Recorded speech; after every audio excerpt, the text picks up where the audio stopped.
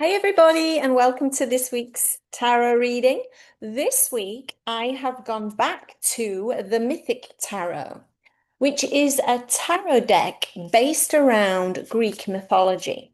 I find it kind of fun to hear about the stories from the past, and let's see what we can gather from this week's reading.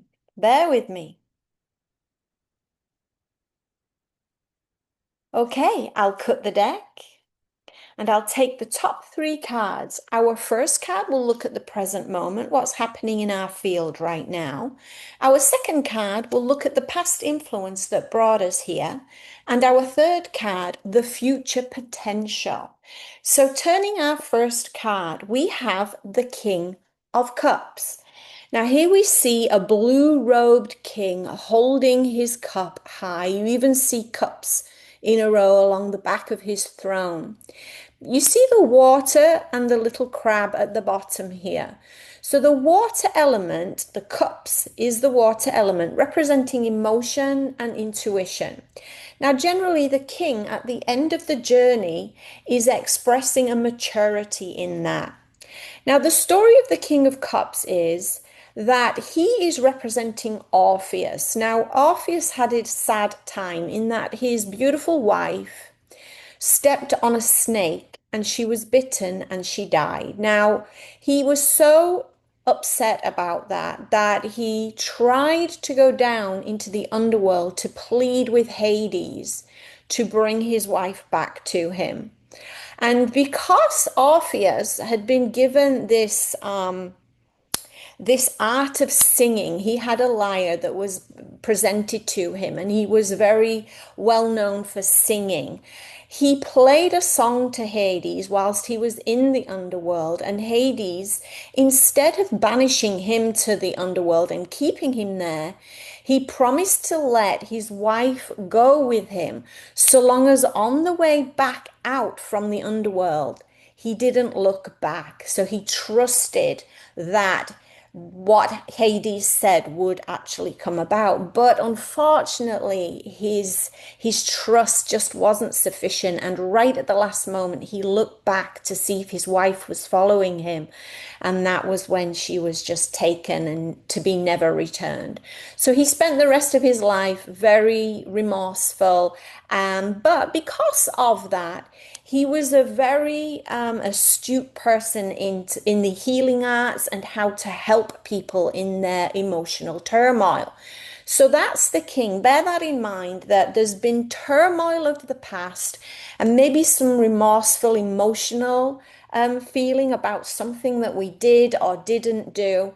But we're in a really good place now at the end of that emotional journey to be able to help others. So let's see where that came from. Okay, so here we have the Eight of Cups. So we're still in the water element. So the water element is flowing through this reading so far. And this is representing Psyche. Now, Psyche, she was asked by Aphrodite to also go down into the underworld to collect a beauty potion, a skin cream. So, because Psyche knew she couldn't win, the goddess had asked her, she couldn't deny the goddess. You can see she looks quite somber because she's going down into the underworld knowing that she might not come back. She has all her cups in a line because she's doing this willingly. She loves Aphrodite. She wants to show her commitment to the goddess, but she also knows that she's unlikely to come back from visiting Hades. So, we've been in a situation in the past where something has happened that we had no control over, in fact, and we had to act in a particular way. But we're now in a place where we're feeling remorseful about that. However, we're becoming more available to recognizing that we did what we had to do. Let's see where it's going. We're still in the cups. Amazing. This is a very watery reading. So here we have the Page of Cups. Now, this is represented by Narcissus. Now, Narcissus was a young boy who was never allowed to see his reflection until one day he stumbled across this water, and the water was so clear that he saw his reflection, and he was so amazed by his reflection that he became madly in love with his own appearance.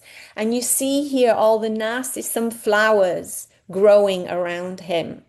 It was so hard to pull him away from the water. He was so in love with himself. So the energy of the page here is that youthful naivete, the gullible nature of a page, of a younger adolescent. The page can also represent a message.